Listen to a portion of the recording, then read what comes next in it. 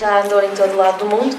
Esteve no Brasil, foi até à Jordânia, local onde esteve durante algum tempo para fazer pesquisa e coescrever o guião do documentário sobre refugiados palestinianos Remember Us. Para além disto, a sua reportagem Palestina, Diários de um Lugar Incerto, recebeu em 2015 a menção honrosa para Prémio de Jornalismo, Integração e Direitos Humanos e agora está aqui connosco para falar das terras... Desculpem, todos temos o direito de errar. Das fronteiras da Terra, o tema que nós temos no nosso cartaz está errado, foi um lapso nosso, mas nós já corrigimos e o tema é o que eu acabei de dizer, das fronteiras da Terra. Chama-se Vanessa Rodrigues e para moderar esta conferência é a professora Zita Romero. Doutora Vanessa, muito obrigada por ter aceitado o nosso convite. Obrigada eu. E estamos aqui, eu acho que é um privilégio para todos nós podermos partilhar destas informações que deve ter quase um conteúdo para um livro de memórias infindável. Estamos a conversar aqui um bocadinho de bastidores e quanto é rico aquilo que tem para nos trazer. Muito obrigada, obrigada eu. Bom, antes de mais, muito boa tarde. Devo agradecer o convite não só aqui à organização, ao SCAP. Eu sempre quis vir ao SCAP e nunca tive essa oportunidade, porque eu fiz teatro amador aqui no Florim Fest, São Médio Fest, e tinha imensos amigos que andavam no SCAP, enfim, nunca tive a oportunidade. Portanto, é de facto um privilégio enorme poder estar aqui, poder estar a partilhar também um pouco do meu percurso, que é acima de tudo isso que eu gostaria de partilhar convosco, numa lógica de reflexão e de pensarmos juntos. Ao longo desta manhã que tiveram e agora à tarde, e ontem também, porque eu vi no vosso programa, a comunicação foi o tema de facto em comum. A comunicação desportiva, a comunicação em público, as redes sociais, a comunicação política e o jornalismo é um bocadinho isso também. É acima de tudo isso. É tornar comum. Vocês, enquanto estudantes de comunicação empresarial, seguramente aprenderam que a palavra comunicar significa a partilha, o tornar comum.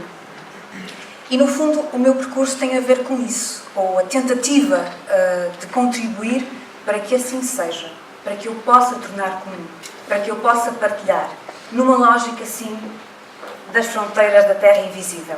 E eu vou explicar porquê. Se vocês pegarem numa folha em branco, o que é que vocês veem numa folha em branco? Gostava que me ajudasse. Como? Potencial. Gostava que me ajudassem mais um bocadinho. Potencial, ouvi nada, ouvi tudo. Que mais podemos ter numa folha em branco? Uma oportunidade, ok. Ideias. Mais. Criatividade. Ou seja, uma folha em branco pode contar histórias, porque tem ideias, porque é o nada, porque é tudo. Mas uma folha em branco é invisível, porque por trás de uma folha em branco, ou da história de uma folha em branco, nós temos todo o percurso que essa folha em branco fez. Tem uma narrativa, tem uma invisibilidade. Vocês não sabem quem a fez, a origem daquele papel, a origem daquela gramagem, não sabem a história per si. Portanto, há uma invisibilidade intrínseca a uma folha em branco. Quem é que lê jornais? Online. Sobretudo online. Através do telemóvel. Desculpa, lá eu vejo melhor assim. Quem é que ouve rádio? Quem é que vê, sobretudo, televisão? Ok. O online ganha isso, porque eu percebi redes sociais e o online estão intrinsecamente ligados. Eu também sou professora de jornalismo, portanto também partilho com os meus alunos e uma das coisas que eu me apercebi ao longo dos últimos anos foi, de facto, a leitura das notícias através das redes sociais. Não só através de Twitter, como também através de Facebook. Ou seja, o scroll down foi, no fundo, a nova linguagem que nós nos habituamos a ter. A lógica de que as notícias surgem à medida que vamos fazendo o scroll. Então, a minha questão aqui, com as fronteiras da Terra Invisível, tem sobretudo a ver com aquilo que está por trás. Se eu vos perguntar agora o que é que vem aqui nesta imagem, o que é que me diriam que vem?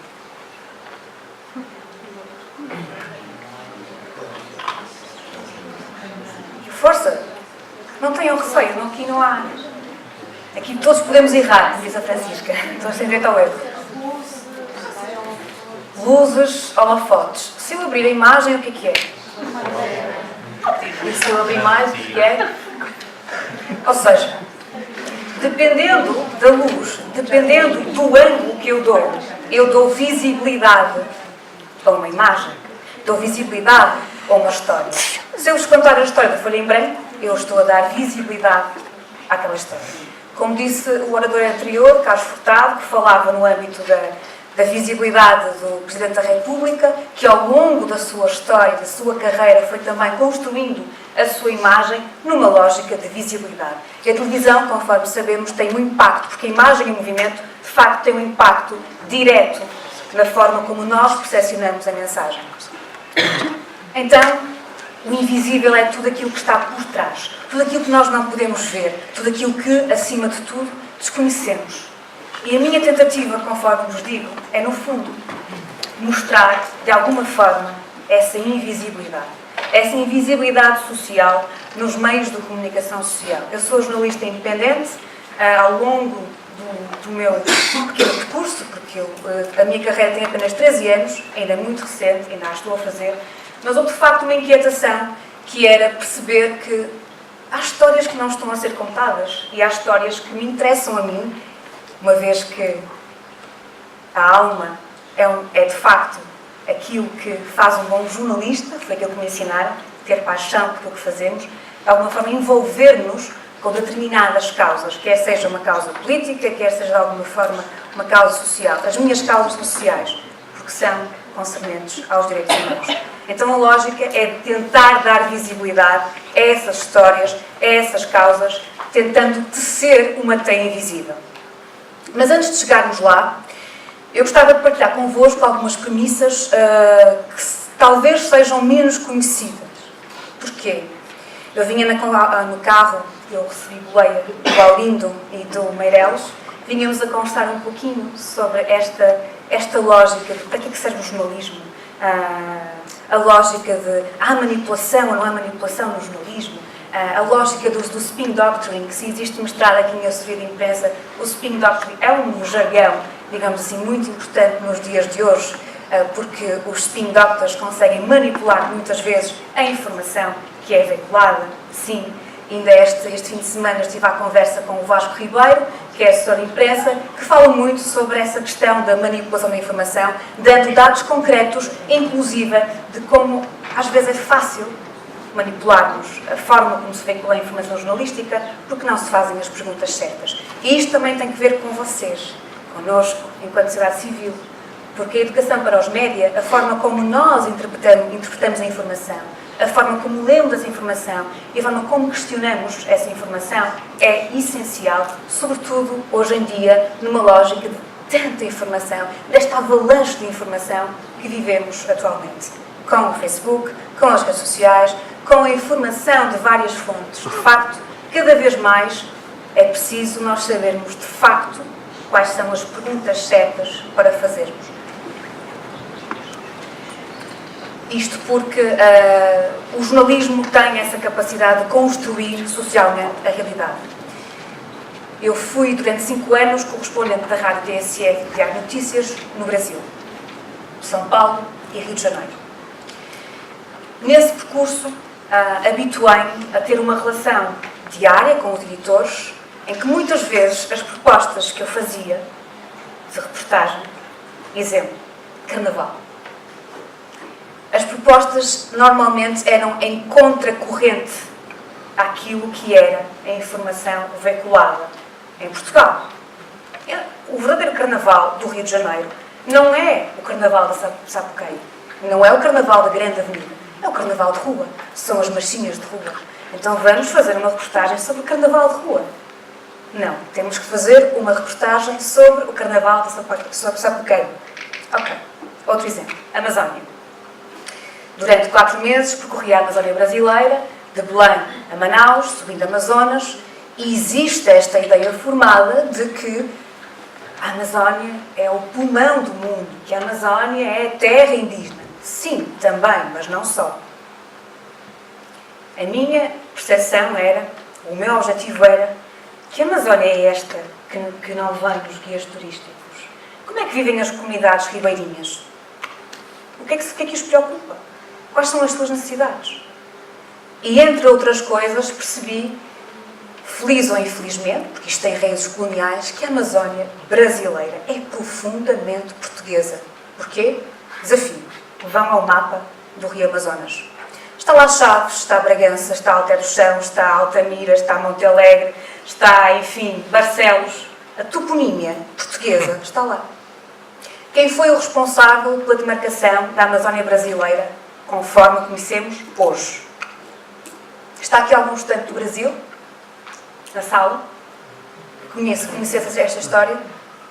De facto, o Pedro Teixeira, o considerado homem branco bom, foi o responsável, o explorador português, foi o responsável pela demarcação com uma força militar venerando o Pedro Teixeira. Eu própria fui surpreendida com a minha própria ignorância em relação a determinados aspectos da própria cultura brasileira. Então, às vezes, estas invisibilidades ou estas histórias por contar que não chegam aos nossos iPads, aos nossos telemóveis, são histórias importantes de contar. É sobretudo isso que eu tento fazer numa ínfima parte do meu trabalho. Porque sou jornalista independente, quando digo independente, não tenho uma ligação ou um vínculo direto com nenhum órgão de comunicação social.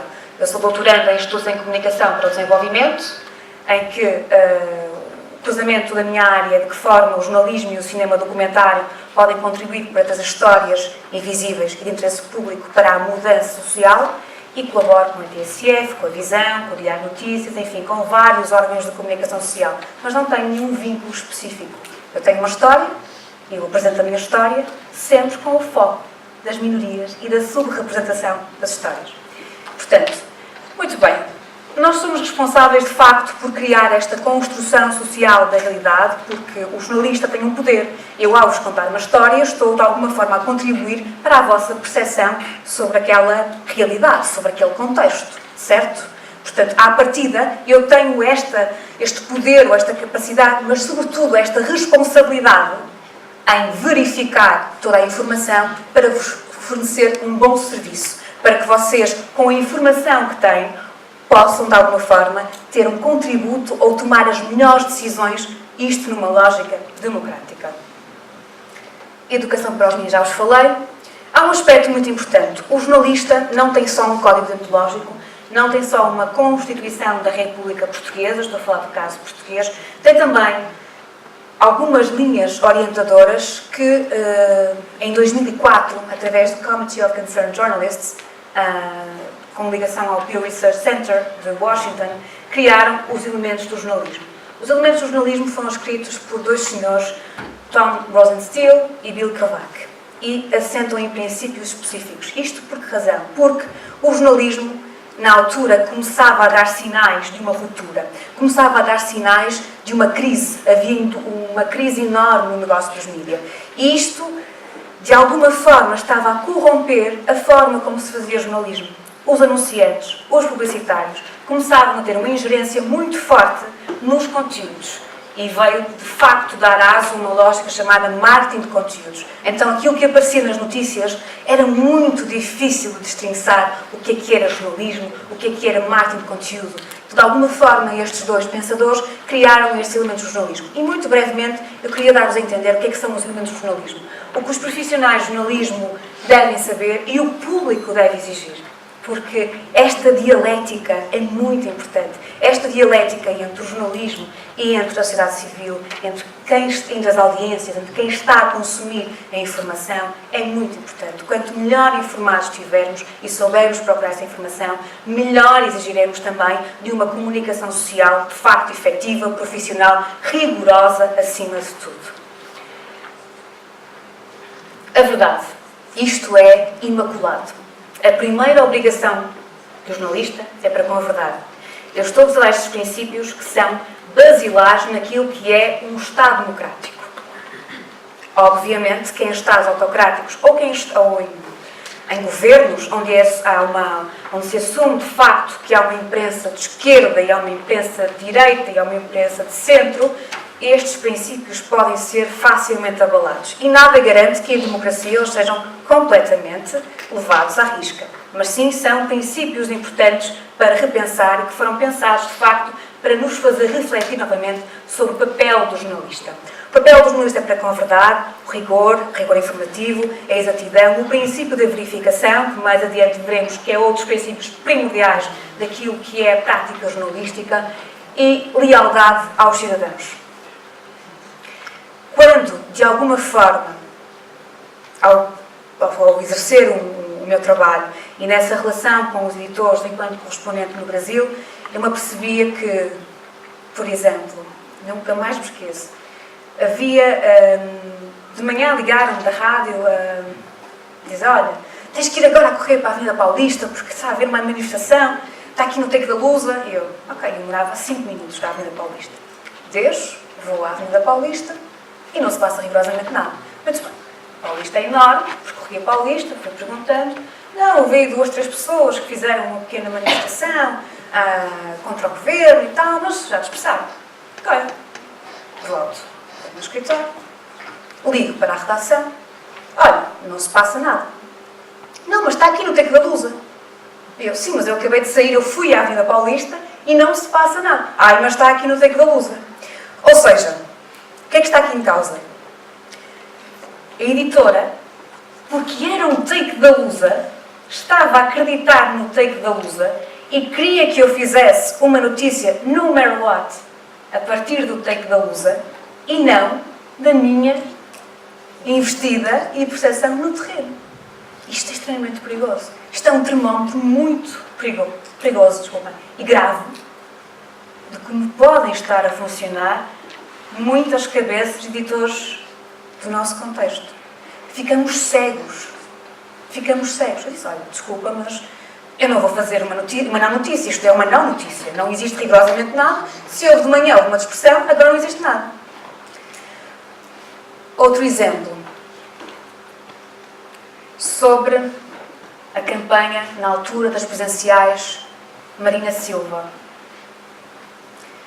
Eu consegui à pressa uma entrevista com na época, candidata às presidenciais de 2010, a Marina Silva, pelo Partido Verde, no carro, e a pergunta insistente dos editores era o que é que ela pensa do governo de Dilma? E o que é que ela pensa, e o que é que ela pensa em relação à Dilma? E em relação ao Lula? Ela é presidenciável. Vamos fazer uma historinha relacionada com quais são as propostas desta senhora para a Presidência da República. De facto, portanto, as intrigas não são o mais importante para informar uma plateia, sobretudo portuguesa, que precisa de contexto, que precisa de contextualização, e nós não podemos partir do pressuposto que as pessoas ou a audiência está informada sobre determinado assunto. Temos que dar o beabá, sim, é a nossa obrigação. Dar contexto. À última da hora, fiz-lhe a pergunta. Adivinhem o que é que eles colocaram? Portanto, tenho 1 hora de entrevista. O único soundbite que saiu era em relação ao governo de Dilma e ao governo Lula. Fiz por descargo de consciência, porque tinha de facto uma relação editorial e tinha que fazer essa pergunta pertinentemente. Muito embora o fizesse não de consciência, porque não era a pergunta que eu achava que era relevante e interessante para o público saber. Então, há aqui de facto filtros muitas vezes de como funcionam às vezes, ou como funciona a lógica do sistema produtivo jornalístico através das editorias. A essência do jornalismo é a disciplina da verificação, falei-vos há pouquinho um pouco, esta verificação é essencial, sobretudo nos dias de hoje. Se outrora era, agora ainda mais, porque muitas vezes, quantos de vocês já não tiveram a tentação de partilhar algo no vosso Facebook, para quem tem Facebook, de algo que não verificaram, se era verdade? Ou então era uma falsa verdade, ou então era um fragmento de verdade, ou então não leram aquela notícia até ao fim, e apenas agarraram a crítica inicial e não dissecaram, de facto, a estrutura narrativa daquela notícia. Há uma tentação muito grande para dar como garantida a informação que nos chega diretamente. Então, cada vez mais também se desenvolvem ferramentas de verificação. Hoje em dia o jornalista tem à sua disposição, e vocês também, online, podem verificar em tempo real se aquela imagem, o URL daquela imagem, é verdadeira, quais foram as alterações que teve no Photoshop, Adobe Lightroom, enfim, qual foi a manipulação que aquela imagem teve, qual é a fonte primária, Cada vez mais há esta necessidade da verificação e continua a ser uma disciplina essencial no nosso trabalho e continua a ser uma... Agora, isto não significa que não haja erros. Há muitos erros, meus caros, há muitos erros. Continua a haver muitos erros. Há muitos erros. Lealdade sempre para com os factos, para com aquilo que estamos a percepcionar e de alguma forma a recolher. A essência do jornalismo é a disciplina da verificação, a lógica da verdade, e os jornalistas têm de ser independentes em relação aos assuntos e pessoas que cobrem. Ponto número 1. Agora vocês perguntam assim: olha, isto acontece de facto? Acontece e não acontece. E agora vocês perguntam assim: e como é que nós sabemos que há uma relação, muitas vezes, entre fontes e jornalistas? Na lógica de que o anterior orador falou também, o Carlos Furtado deu um bocadinho a entender. Somos um país tão pequeno que a promiscuidade, muitas vezes, entre fontes, spin doctors, assessores de imprensa e políticos e jornalistas, é tão grande que é muito difícil destrinçar. Como é que nós fazemos esse escrutínio? Temos que ser nós, jornalistas, temos que ser nós, audiência. Agora é fácil? Não. Não tenho nenhuma receita para vos dar em relação a isso. Mas acontece sim. Sobretudo na comunicação política.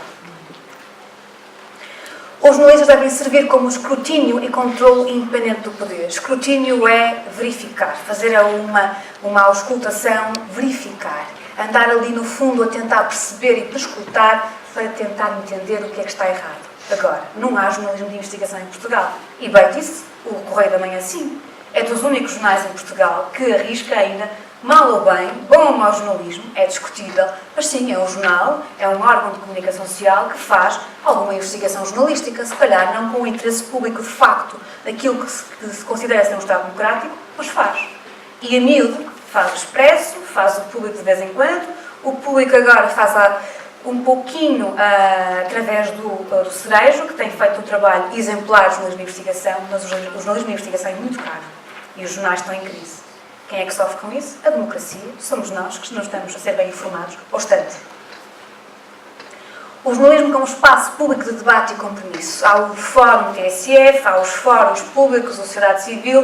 O jornalismo deveria ser, na sua plenitude, de facto, uma lógica de debate, uma lógica de partilha. Isto que está aqui hoje a acontecer devia ser feito mais vezes, devia ser feito na lógica do jornalista, na lógica de quem está do outro lado da audiência, porque isso também é educação para os mídias. É educação para percebermos como é que se produzem as notícias e para percebermos como descortinar também leituras enviesadas. Tornar o que realmente importa interessante e relevante, ou seja, isto é a lógica do storytelling, e hoje em dia estamos a assistir, temos banda desenhada a contar histórias de jornalismo, há um trabalho fantástico sobre tráfico de mulheres feito pela Agência Pública de Jornalismo Investigativo do Brasil, que fez um trabalho em banda desenhada sobre o tráfico de mulheres no Nordeste por causa do futebol, das confederações, portanto é da América Latina, já a pensar na ponta do Mundial de Futebol. Então, e fez um trabalho exemplar. O storytelling é importante. Se eu tiver uma boa história para contar, mas se eu não souber como contar essa história, a mensagem vai passar? Não. Vocês, enquanto estudantes, professores e especialistas em comunicação, sabem muito bem da importância, da eficácia da comunicação, do tornar comum. No jornalismo é a mesma coisa que acontece, é da mesma forma. O storytelling tem, de facto, criado um espaço muito importante na forma como se veicula e se chega à informação, na forma como se conta histórias. Esse exemplo que eu vos dei da Agência Pública é um exemplo brilhante, porque através de uma forma visualmente atrativa, eu consigo ter informação não só do processo de transparência de como foi feita essa investigação, como também eu consigo ter acesso direto a tudo aquilo que aconteceu, a todos os dados disponíveis sobre tráfico, a todos os testemunhos especificamente, ou seja, há aqui uma tentativa de que o storytelling, tornar interessante aquilo que é relevante, é essencial. É basilar também para que a mensagem seja eficaz. Tornar as notícias abrangentes, proporcionadas e inteligíveis, abrangentes porque tem que ouvir o maior número de vozes possível. Eu aprendi. Quem é que diz uma informação? Quem é que diz o contrário? do meu trabalho tem que ser assim. Eu ouço alguém que me dá uma informação, mas eu tenho que ouvir alguém que me dá o contrário. Porque compete-nos a nós, leitores, ouvintes, telespectadores, tomar decisões a partir das informações que temos. E uma informação rica é quanto mais plural ela for, diversificada e muitas vezes contraditória. Isso é importante. Isso é diálogo, isso é partilha. Estou já a acabar os elementos do jornalismo para entrar numa outra ótica que me interessa e que também me trouxe aqui. Comunicar é traduzir. E eu digo traduzir na lógica do Richard Kapuscinski, que foi um repórter polaco que entra muito pela lógica do jornalismo narrativo, fez trabalhos brilhantes sobre a África, sobre a União Soviética, sobre a América Latina também. E ele diz que o trabalho do jornalista, o trabalho que ele faz, e eu identifico-me com isso, é traduzir. Mas não é traduzir de uma língua para a outra. É traduzir de um contexto para outro. E isso obriga-me a baixar todas as minhas percepções. Eu trabalhei no Médio Oriente. Quando toco aqui, isto aumenta. Eu trabalhei no Médio Oriente. E vocês perguntam, mas também trabalhei num país onde eu não era obrigada a andar de hijab. Tinha colegas que andavam de hijab. O hijab é o véu muçulmano. Eu morei na Jordânia há algum tempo, onde existe uma sociedade relativamente tolerante em relação aos estrangeiros, e é evidente que eu não falo árabe. Uma palavrinha ou outra, mas não sou fluente em árabe. E o meu trabalho era diretamente com a jovem realizadora Dalia Abuzeid para o documentário Remember Us, em que eu tinha que ir todos os dias ao campo de refugiados de Geras, na Jordânia, para ouvir histórias que pudessem, de facto, atender os objetivos da Dália para o documentário. Eram histórias inspiradoras, num contexto marginalizado, e o objetivo era encontrar histórias. Havia alguns personagens que falavam inglês e havia outros personagens que falavam árabe, e que a Dália, com a minha ajuda, tentávamos chegar ao objetivo dos personagens que nós queríamos. E, de facto, a comunicação é uma coisa incrível.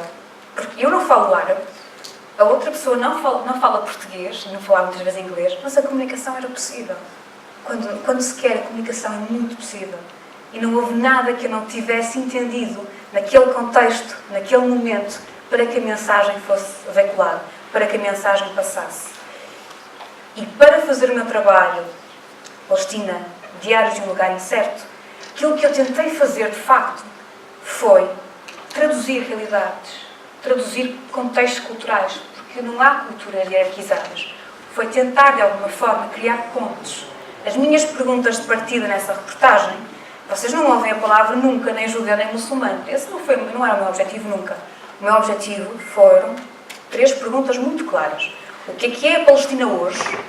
Quem são os palestinianos? Como é que se vive na Palestina? Ponto. E eu acho que o melhor elogio que se pode ouvir de um trabalho nosso, neste caso um trabalho jornalístico, é alguém ouvir e não é dizer, estava espetacular, está fixe. Não. É alguém dizer, engraçado, fiquei a saber mais de um contexto que eu desconhecia. Eu não fazia ideia que era assim. Para o bem ou para o mal. Mas este foi, de facto, o melhor elogio que eu alguma vez pude ouvir de um trabalho, porque esse era o objetivo. Era eu, de alguma forma, tentar mostrar que estereótipos e preconceitos que existem em relação a determinadas realidades não são bem assim. Vamos ouvir o outro lado. E isso começa com o trabalho que fiz de mostrado de estereótipos que existem dos portugueses em relação aos brasileiros através da imprensa portuguesa, tentar desconstruir esses estereótipos, até a Guiné-Bissau, que eu vos vou mostrar um bocadinho, até à Palestina, e mesmo em relação ao trabalho que fiz sobre reclusas aqui no Porto e em Portugal em geral, sobre reclusas no contexto prisional, como é que é viver nesse contexto. Para jornalismo de investigação, porque não há tempo suficiente para apurar, porque há uma pressão muito grande da administração para vender jornais, para captar audiências em todos os aspectos. Há uma pressão, de facto, muito, muito grande. E isto coloca em xeque o trabalho que o jornalismo faz. Há um desgaste, no entanto, há trabalhos de excelência, há trabalhos de resistência. Há pouco também o orador anterior, o Carlos Furtado, falava da lógica de o jornalismo online vir a ser pago também pelas notícias. Há também um outro lado, que é, há projetos jornalísticos de investigação como o ProPublica, o Democracy Now!, a Agência de Jornalismo Investigativo Brasileiro, que eu falei há pouco, que são projetos jornalísticos de investigação sem fins lucrativos, que são financiados por concurso público de várias fundações, Open Society Foundation, Reuters, enfim, têm várias fontes de financiamento numa lógica de fundação e todos os seus jornalistas são ressarcidos por estes trabalhos. Ou então, como o ProPublica, que ganhou inclusive o prémio recentemente, o Pulitzer, um trabalho sobre violação, ganhou o prémio recentemente, em que os jornalistas são pagos muitas vezes porque são contratados por outros órgãos de informação que, uma vez que a ProPublica já tem reconhecimento de facto da qualidade de investigação jornalística e fornecem serviços para esses meios de comunicação. Então, há aqui algumas questões. O jornalismo deve ser pago, o jornalismo deve ser gratuito, numa lógica de interesse público. São alguns dos desafios que estão, de facto, em cima da mesa também, quando se fala em teoria de jornalismo e quando se fala também nesta ótica do que são os desafios jornalísticos e para que é que serve o jornalismo. O que é que me preocupa enquanto jornalista e documentarista? Eu já fui partilhando um pouquinho convosco essas preocupações. É a lógica sempre da subrepresentação, é a lógica das minorias, é a lógica de tentar dar voz a quem não tem voz, é a lógica de mostrar a lógica do outro, passando a repetição. Porquê? Porque é essencial trazer ao visível, e o visível é o espaço público. O visível é aquilo que é veiculado pela comunicação social. O visível é aquilo que chega até nós. O tempo está a escassear, eu já vou quase terminar. Como disse, a lógica de desafiar a invisibilidade social nos meios de comunicação, nas minorias e na subrepresentação. Falei-vos um pouco de alguns trabalhos. O trabalho na Amazónia, a Amazónia Labirinto Infinito, que podem ouvir na TSF, uma grande reportagem sobre que Amazónia é esta, que outra Amazónia existe, onde há testemunhos de trabalho escravo, onde há testemunhos de violação de direitos humanos, homicídios, devastação em relação à floresta, onde há testemunhos também de cultura oral, porque a Amazónia brasileira vive muito do imaginário coletivo da floresta. A floresta é, de facto, a grande força da natureza no imaginário da história daquela realidade. O Brasil, Rio de Janeiro, eu queria saber o que é o verdadeiro crime organizado no Rio de Janeiro. E o verdadeiro crime organizado no Rio de Janeiro não está, de facto, nas favelas. Ouçam a reportagem. Rio, o lado B. Há uma criminalização das favelas. O verdadeiro crime organizado não está nas favelas. É uma conivência entre polícia política e historicidade em relação à própria política, à própria polícia. Marcelo Freixo, do Partido Socialismo e Liberdade, é um deputado da Assembleia Legislativa do Rio de Janeiro, que é uma ativista de direitos humanos que fez uma comissão de inquérito para apurar o que são as milícias no Rio de Janeiro. As milícias no Rio de Janeiro são o verdadeiro crime organizado, de facto, do Brasil. E há esta tentativa de desconstruir, de limpar os estereótipos da percepção que nós temos em relação a determinadas realidades. Amanhece Guiné-Bissau é uma recente reportagem também da TSF que foi veiculada agora em fevereiro, porque as pessoas, ou a maioria das pessoas, acha que as ruas da Guiné-Bissau é só motos, assaltos, que está a entrar numa lógica de golpe de Estado, e não é nada disso. Há uma juventude que luta em prol da democracia, que está a fazer de facto um trabalho exemplar como ativistas nesta nova força, neste novo amanhecer da Guiné-Bissau, que está a dar alguns sinais de estabilidade, apesar das decisões que existem entre o Presidente da República e o Primeiro-Ministro, mas há de facto uma nova Guiné-Bissau. E o trabalho de facto na Palestina, diários de um lugar incerto, onde o trabalho foi feito desde a Jordânia com refugiados palestinianos e também dentro da Cisjordânia, ouvindo as histórias de quem realmente importa, a primeira voz, as fontes primárias, que muitas vezes não chegam até nós. E eu tive alguma dificuldade primária em veicular o trabalho da Palestina na TSF, porque havia um medo muito grande de que eu fosse entrar em quesílias religiosas, em quesílias políticas. Houve algum receio de publicação, de veiculação, neste caso, da reportagem, que foi feita em 2013 e foi veiculada algum tempo depois do trabalho ter sido feito. E só para rematar, porque eu tenho um minuto, não é? É isso? Muito bem. Tenho 1 minuto. Só para rematar, o jornalismo não foi suficiente para mim, ou não é suficiente para mim. A imagem, o documentário veio de facto dar-me resposta a uma necessidade de contar estas histórias, trazer ao visível histórias invisíveis de interesse público, de minorias, neste caso de refugiados. O documentário surge como uma necessidade de que o jornalismo era insuficiente, ainda que o trabalho de grande reportagem seja um trabalho de grande fogo, porque permite ter tempo, porque permite fazer um jornalismo mais longo e não de breaking news, não era suficiente. O documentário surge como uma necessidade, de facto, de poder contar essas histórias, para trazer ao visível essas histórias invisíveis. E a introdução do documentário Remember Us está disponível online, que foi usada para um trabalho de crowdfunding que nós fizemos. O documentário está a entrar agora em circuito de festivais, portanto não está disponível, mas a introdução sim. E só para rematar, a lógica de quem é refugiado, como disse, eu falo demais, eu disse desde o início que tenho tanto para partilhar, quero partilhar tanto, que depois acabo por trazer muita informação. Isto se calhar faz-me uma má comunicadora, mas de facto é uma oportunidade para eu poder partilhar o máximo possível do trabalho que eu tento fazer como contributo para trazer ao visível. Esta lógica do quem é o refugiado é uma pergunta que eu gostaria que todos nós tivéssemos presente em cada um de nós que está aqui nesta sala. Quem é o refugiado, não é? Muito além do Estatuto da Convenção de 1951. Isto para rematar que, no fundo, o que eu ia mostrar a seguir, e só para resumir em concreto, foi um estudo exploratório que eu fiz em setembro, de 24 de setembro até outubro. Eu analisei online o Jornal Público, o Correio da Manhã, o Diário de Notícias e o Expresso. Eu analisei quantas notícias nesse período foram publicadas sobre os refugiados. Quantas notícias eram assinadas, de facto, quantas dessas notícias tinham jornalistas no terreno e quantas dessas notícias eram de jornalismo de agência, Lusa, Reuters, Associated Press, etc. E as conclusões foram preocupantes.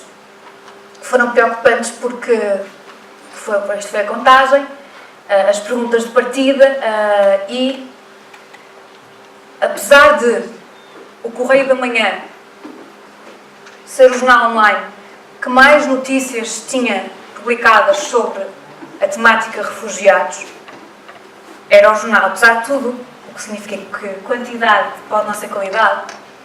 Era o Correio da Manhã, a seguir o Público, o Correio da Manhã, a seguir o Diário de Notícias, depois o Público e muito poucas eram assinadas. O Correio da Manhã não tinha uma única notícia assinada, eram pequenas breves e ainda assim era o jornal que mais notícias publicava sobre refugiados. Tinha pequenas breves, não tinha uma única assinatura, nem dizia se era da Reuters, se era da Lusa, nada. O Público foi o jornal que mais notícias tinha de jornalistas in loco. O Diário de Notícias foi o jornal que mais notícias publicou de opinião, de várias vozes, por exemplo. E assinadas do Público também ganha a dianteira. Isto está em inglês porque foi apresentado num fórum de jovens jornalistas em novembro, portanto o texto original foi acabou por ser em inglês, mas a questão essencial, através deste pequeno estudo exploratório, com todas as limitações que tem, porque é um período específico, não analisei conteúdo especificamente, analisei apenas os títulos e a temática, estamos a ser devidamente informados sobre a temática dos refugiados.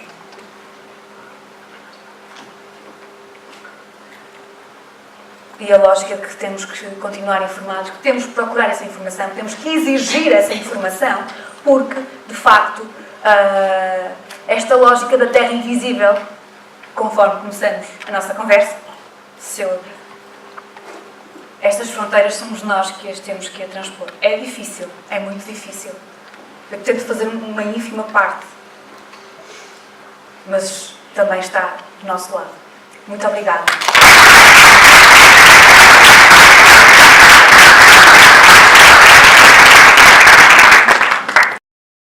À plateia, as questões que querem colocar. Eu já tenho aqui algumas. Just in case.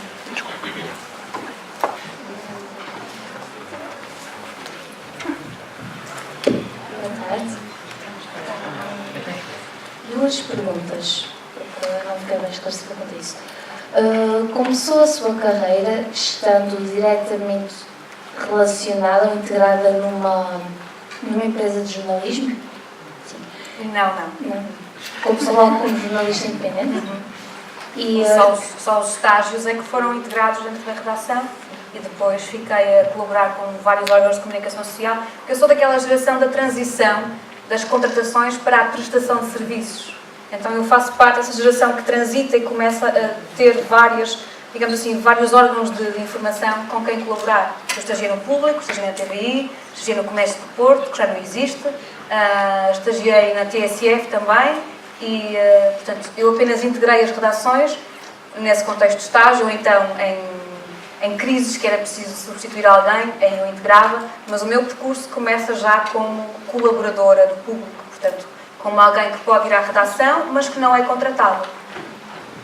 E em todas as viagens e reportagens que fez nos diferentes países, acha que essa condição de ser jornalista independente deu novas perspectivas sobre as notícias, permitiu ver as coisas de outra perspectiva, senão aquela tão fechada que temos do jornalismo hoje em dia? Obrigou-me a reagir, sem dúvida. Obrigou-me a reagir porque o começo do meu percurso foi sempre muito difícil. Era sempre preciso muita luta, era sempre preciso pensar em ideias e notícias diferentes no sentido em que não estivessem a ser noticiadas por aqueles órgãos de comunicação social. Ele, portanto, começa como um instinto de sobrevivência. Eu, para sobreviver nesta área, que é o jornalismo, eu vou ter de alguma forma que fazer um percurso diferente. E aí começa, de facto, essa resiliência. Começa, de facto, esse instinto de tentar contar histórias diferentes. E essas histórias diferentes, muitas vezes, era olhar o jornal e ouvir a rádio e perceber, se calhar, tentar entender, com muitos erros, não é? Porque eu aprendi, como dizem os meus amigos brasileiros, na marra. Então, de facto, começa essa lógica de olhar os jornais, analisar e ouvir as notícias e perceber, é interessante, se calhar, contar a história das Ilhas do Porto, mas sob uma ótica de histórias inspiradoras, por exemplo. A gente conta aquelas histórias pelos piores motivos, ou porque há chuva, ou a infiltração da água, ou porque há incêndios nas Ilhas do Porto. As Ilhas do Porto têm uma riqueza de histórias, de património material de histórias, de pessoas para contar. De fulano que tem uma bolacha de cinema que pertenceu a Manuel Oliveira. É verdade, não estou a inventar nada. Há pessoas que têm histórias tão ricas, então a minha lógica começa assim, tentar encontrar outras histórias que não estivessem a ser contadas nos jornais, diários, semanais, e que pudessem ter o mesmo interesse público. Então começa como um instinto de sobrevivência. Eu nem pensei, vou mais por aqui porque de facto vou se ingrar assim. Não, porque eu ganhava a peça de reportagem, jornalística para a rádio, para a TV, então eu sabia que tinha que ter histórias diferentes, que aquele órgão de comunicação social ou aquele editor me fosse comprar. Começa com essa lógica. Não sei se respondi à tua questão. É isso? Obrigada. Eu penso que, não sei, acho que posso talvez interpretar alguma dúvida que esteja na cabeça dos nossos alunos, no sentido de trabalha-se à peça, e se ela não for comprada? Ok, muito bem. Muitas vezes eu arrisquei, claro que sim. O trabalho da Amazónia, o trabalho da Amazónia, a grande reportagem per si é outra história, mas já existia um vínculo com o Diário de Notícias, voltando atrás, muito sucintamente. Eu vou para o Brasil por acaso, ok? Eu fui para o Brasil completamente por acaso. Eu, na altura, estava como colaboradora do Jornal Público, o Público não se decidia a contratar-me, então eu pensei, eu nunca saí do país para estudar, tenho que ter uma experiência internacional. O que eu fiz? Inscrevi-me no Inove Contacto, que é do Ministério da Economia, da ICEP, fiz o Inove Contacto, a edição 9ª, e fui selecionada pelo Inove Contacto, e na altura, Brasil, não foi eu que escolhi, soou como soava Burkina Faso, ou Índia, ou Paquistão, ou Washington, porque nós não escolhíamos o destino. Eu fui para o Brasil durante 9 meses como estagiária do Inove Contacto e nessa fase fui fazer comunicação corporativa para a EDP, não fui fazer jornalismo. Foi o meu estágio, a vaga que existia de comunicação era em comunicação corporativa. Comunicação corporativa, com todo o respeito que eu tenho pela área, porque eu aprendi imenso, de facto, na comunicação corporativa da EDP e abriu um leque de contactos fantástico para o meu trabalho posterior como jornalista independente e mesmo um contacto diário com a imprensa do Brasil. Não foi nunca o fim em si mesmo. Eu não queria trabalhar na comunicação corporativa, comunicação empresarial, porque eu queria contar outras histórias, não é essa história que eu queria contar. E, de facto, foi um meio para atingir o fim. Porquê? Porque depois a própria EDP contratou-me mais um ano e eu pensei, bom, durante 9 meses eu estive a investir o meu tempo, a minha disponibilidade e a minha energia, eu agora tenho que colher esses frutos, tenho que ficar aqui mais um ano. Portanto, 9 meses terminou o estágio, um ano contrato-me a EDP, pensei, para viver no Brasil é preciso ter visto trabalho. Era um meio para atingir o fim. Era um meio para eu poder ficar, de facto, durante mais algum tempo e tentar gerir o meu percurso enquanto jornalista. Ao fim de meio ano, pedi demissão, fiquei como jornalista independente no Brasil e surge a primeira oportunidade de colaborar com o Público, já como correspondente. Depois veio o Jornal Sol, que me contrata para escrever para a Economia. Contrato, ou seja, como colaboradora, nunca fazer parte dos quadros, e posteriormente a TSF e o Diário Notícias, como são o mesmo grupo, e a Notícias Magazine, Notícias Sábado, na altura havia as duas, Notícias Sábado e Notícias Magazine. Eu escrevia para os 4, TSF, Diário Notícias, Notícias Sábado, Notícias Magazine, com todas as guerras internas que vocês podem imaginar que existam, de que tens que escrever para um lado e depois tens que escrever para o outro e já não consegues dormir e ficas um palitinho porque tens que acordar às 5 da manhã por causa do fuso horário e tens que responder à TSF, tens que estar com a voz fantástica para poder falar para a rádio, entrar em direto para o programa da noite à meia-noite, levanta-te às 5 da manhã. Portanto, foi um período da minha vida enriquecedor, sem dúvida, mas muito cansativo.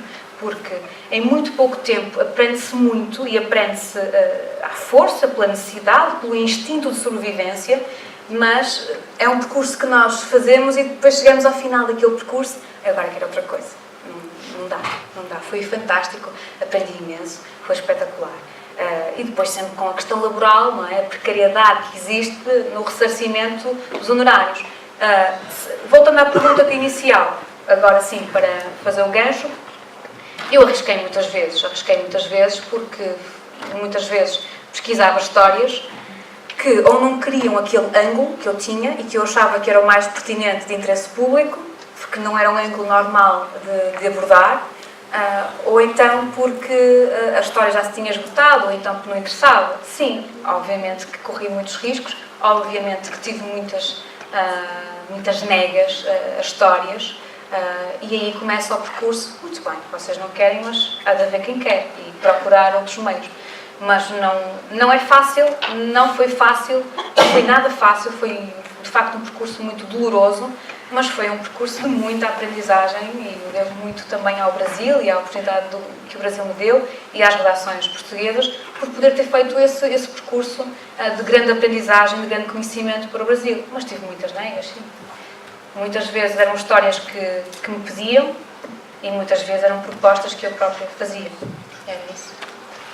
3 minutos. Eu tenho uma questão. Primeiro queria lhe congratular pela essa persistência na investigação e nessa mente aberta e também por dar voz a quem não tem voz.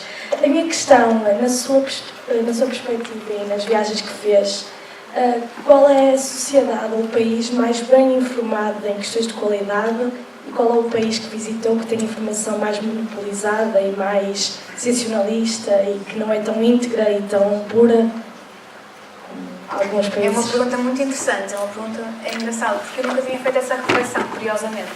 Ou seja, conscientemente nunca tinha feito essa reflexão para responder, mas inconscientemente já a tinha feito. Se eu fizer uma cartografia ou um mapeamento da anatomia do processo jornalístico no Brasil, o Brasil tem uma imprensa em que assume posição. Tem a imprensa de direita, tem a imprensa de esquerda e assume essa posição editorial e assume... Tanto que existe, inclusive, uma expressão que gostam muito de usar, que é a imprensa burguesa e a imprensa popular, não é? E depois, quando vamos ver as ramificações, e eu só me apercebi disso, sobretudo quando estava a cobrir o José José Serra tinha uma relação com o Grupo Abril, o Grupo de Comunicação Abril, e depois nós começamos a perceber essa manipulação das capas da Veja. Por que razão? Porque a Veja tem uma tendência mais de direita. Então há de facto aqui uma premissa essencial. A imprensa no Brasil é uma imprensa que assume posição. Por isso é que também começa a haver grupos de expressão jornalística, popular e ativista, como o Mídia Ninja, por exemplo, nas manifestações de 2013, em São Paulo sobretudo, começa a veicular informação de imagem em bruto, começa a haver os coletivos que eles chamam de mídia, que é a informação alternativa, não é? A informação alternativa àquilo que está a ser veiculado, por exemplo, na Globo, em que a Globo foi, inclusive, obrigada a ter que passar imagens em tempo real do coletivo Mídia Ninja. Então, há aqui, de facto, uma imprensa que toma parte, que toma uma posição muitas vezes ideológica, ok? Mas também, algo que eu gostaria de salvaguardar, a sociedade brasileira é das sociedades mais instigantes do ponto de vista de discussão política e discussão social que eu alguma vez estive integrada. Conheces alguém, por exemplo, já te estão a perguntar sobre o sistema político em Portugal, a imprensa em Portugal. Há uma necessidade enorme de discutir e dialogar questões práticas, de facto, da participação política e do papel da imprensa. Todas as pessoas que eu fui conhecendo, havia esta necessidade de discussão pública, discussão política, discussão sobre os problemas sociais. Há uma sociedade politizada. Isso existe, sim, sem dúvida. A questão da Jordânia é um caso muito particular, porque a Jordânia é uma monarquia constitucional. A informação é controlada. Nós, inclusive, quando estivemos a fazer a investigação para o documentário, tivemos algumas dificuldades de acesso à informação sobre o Estatuto do Refugiado de Gaza, oriundo de Gaza, porque é diferente quem foi da década de 1947-48, 47 Estado de Israel, há um êxodo para a Cisjordânia, para a Jordânia especificamente. Esses refugiados têm o Estatuto jordano-palestiniano e têm um bilhete de identidade. Quem foi em 1968 já não teve essa regalia, são stateless, apátridas, que é aquilo que trata o documentário que eu fiz com a Dália. No fundo, são os refugiados palestinianos que vivem no campo de refugiados de Gaza, que até hoje não têm qualquer número de cidadania. E isso com todos os constrangimentos que vocês podem entender que existe. Não podem trabalhar no setor público, não podem ter propriedade. Se não tens um cartão de identidade, não podes abrir sequer uma conta bancária, não é? Todos os constrangimentos que isto implica. De facto, o documentário surge dessa necessidade de tornar visível, de tornar público no espaço público internacional, porque chega às redes sociais, e vocês com a Primavera Árabe, há um documentário que é da BBC, que está disponível online, que é How Facebook Changed the World, The Arab Spring, por exemplo, que fala sobre a importância das redes sociais no acesso à informação de países que até então a informação era controlada. Na Tunísia, quando houve a grande eclosão daquilo que foi considerada a Primavera Árabe, com não me lembro agora o nome do senhor, mas foi na Tunísia, que simulou com o fogo, em que o Facebook, por exemplo, foi uma rede social que foi completamente descurada. Tipo, isso serve para falar sobre futebol e casamentos. E, de facto, foi um meio de informação muito importante para cedermos a informação sobre o que estava a acontecer. A Jordânia, há um controle muito grande de informação. A Amman, por exemplo, tem um jornal que é o Jordan Times, que tem, obviamente, ali uma influência britânica. E há um outro jornal nacional, não há mais nenhum jornal, por exemplo. Há um consumo de informação muito através de blogs. Há bloggers que são líderes de opinião, são formadores de opinião, e que é daí que advém a maior parte do consumo informativo dos jovens jordanos, e através da rádio. Ouve-se muito rádio, mas a rádio não passa quase informação, é sobretudo música e programas de entretenimento. Então há de facto uma conjuntura, uma anatomia informativa muito controlada, e aquela que existe não é suficiente para te informar.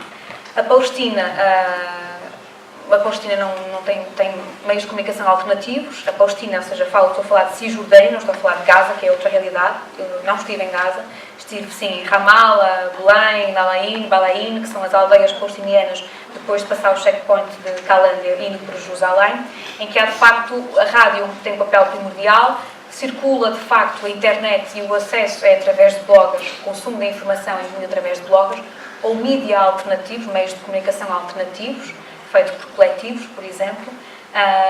Agora, aquilo que me surpreendeu foi a cultura geral de cada uma das pessoas com quem eu falei. É riquíssima, é extraordinária, é fantástica, é extraordinária mesmo. A Guiné-Bissau está num processo ainda de emancipação no que concerne à comunicação.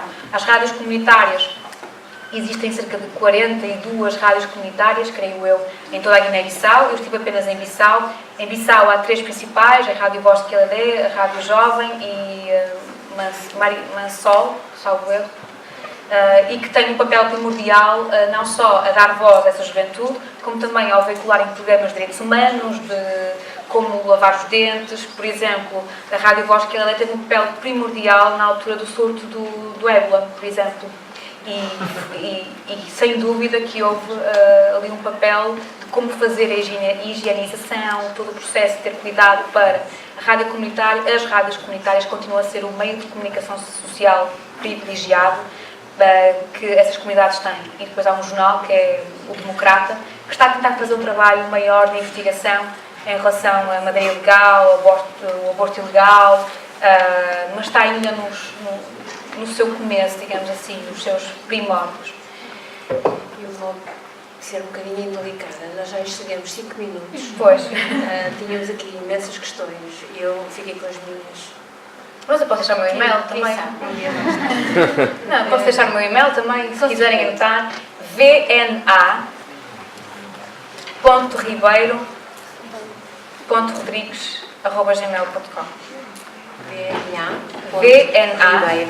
vna.ribeiro.rodrigues@gmail.com. E eu adoro conversar, já perceberam, por isso. Pois, e a conversa é cerejas, não é? E a conversa é que me Quero agradecer mais uma vez. muito obrigada. Eu adorei essa organizadora. Muito obrigada pela vossa. Obrigada.